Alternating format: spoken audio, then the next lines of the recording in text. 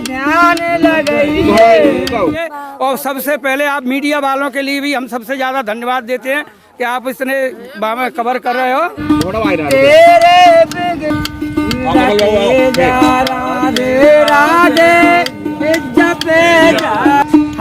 नौमी शारण्य की पावन भूमि से शुरू हुई पौराणिक 84 कोसी परिक्रमा यात्रा के पड़ाव स्थल को लेकर अलग अलग इतिहास है। कई पौराणिक मान्यताएं भी हैं। कहा जाता है कि भगवान राम और कृष्ण ने खुद आकर नौमी शारण्य की तपोभूमि पर 84 कोसी परिक्रमा की थी। कहा यह भी जाता है कि यहाँ पांचों पांडव और मुनि शत्रुपा महर्षि दधीचि भी आए थे। इतना ही नहीं, दावा ये भी किया जाता है कि यहाँ महाराजा विक्रमादित्य ने भी आकर परिक्रमा की थी। जबकि वाल्मीकि रामायण के मुताबिक भगवान राम ने अपने जीवन का 1 साल यहीं पर बिताया था। इन्हीं कारणों से ये 84 कोसी यात्रा युगों युगों से प्रसिद्ध है।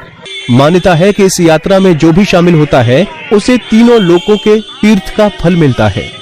हर साल ये 84 कोसी परिक्रमा फाल्गुन मास की प्रतिपदा से पूर्णिमा तक चलती है। 11 पड़ावों का भ्रमण करते हुए श्रद्धालु दशमी तिथि को महर्षि दधीचि की तपोभूमि मिश्रित पहुंचते हैं। यहाँ परिक्रमार्थी पूर्णिमा तक पंचकोसी मिश्रित तीर्थ की परिक्रमा करते हैं। इसके बाद होलिका दहन और दधीचि कुंड में स्नान के साथ सभी श्रद्धालु अपने अपने घरों के लिए प्रस्थान कर जाते हैं। कि बहुत महत्व 88,000 मुनि ने तपस्या किए, भगवान ने तपस्या किए, तहाँ करते हैं, तहाँ पर परिक्रमा का मार्ग परिक्रमा लगता है।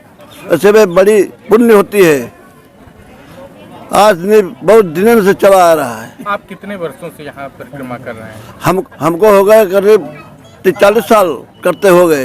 ये पुरानी गद्दी है। फिर भगवता आश्रम रहे, केशव आश्रम रहे, सेवा आश्रम रहे, फिर छबा आश्रम आए, फिर एक गद्दी पर रामेश्वर आश्रम आए, अब हम रामदेव आश्रम आए। ये पुरानी गद्दी में पीना हाथी घोड़ा सब चलते थे।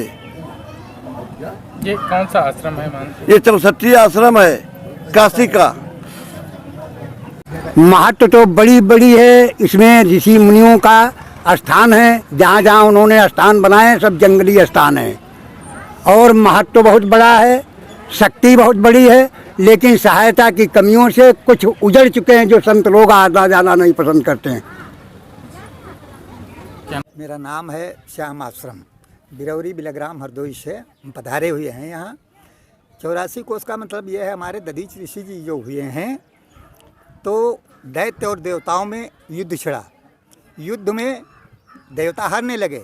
जब हार गए, दैत्य जीत गया, बलवान होते हैं ना, तो जीत गए तो इनकी गद्दी छीनने के लिए आक्रमण फिर कर दिया।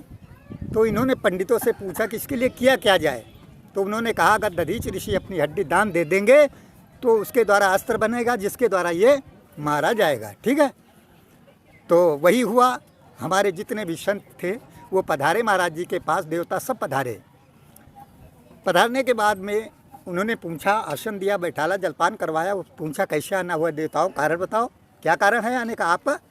तो कहे हम परेशान दैत्य कर रहा है तो मैं उसकी मृत्यु चाहता हूँ, मृत्यु को आप बारे में बताइए।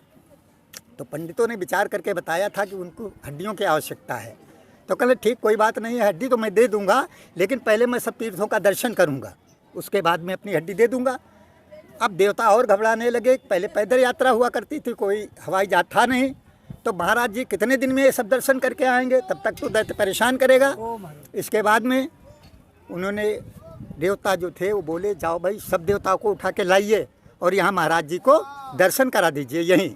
तो वही तीर्थ स्थान है जहाँ जहाँ हर देवता आया है उसको स्थापित किया गया है। वहीं परिक्रमा का स्टाफ होता है, हम रुकते हैं जहाँ परिक्रमा रुकता है वो स्टाफ है। तो ये इसका महत्व है। 84 कोस आस्था के 14 दिन हरदोई और सीतापुर के विभिन्न पड़ावों का भ्रमण करते हुए ये रामादल अपने परिक्रमा पथ पर रवाना है और 14 दिन बाद मिश्रिक पे पहुंच करके इस परिक्रमा का समापन होगा। ऐसे में तमाम सारे श्रद्धालु देश विदेश से पहुंचे हैं आकर के यहाँ पर। अपने सहयोगी रवि मिश्रा व सुनील आनंद के साथ धीरेन्द्र प्रताप सिंह, शार्प मीडिया, सीतापुर, उत्तर प्रदेश।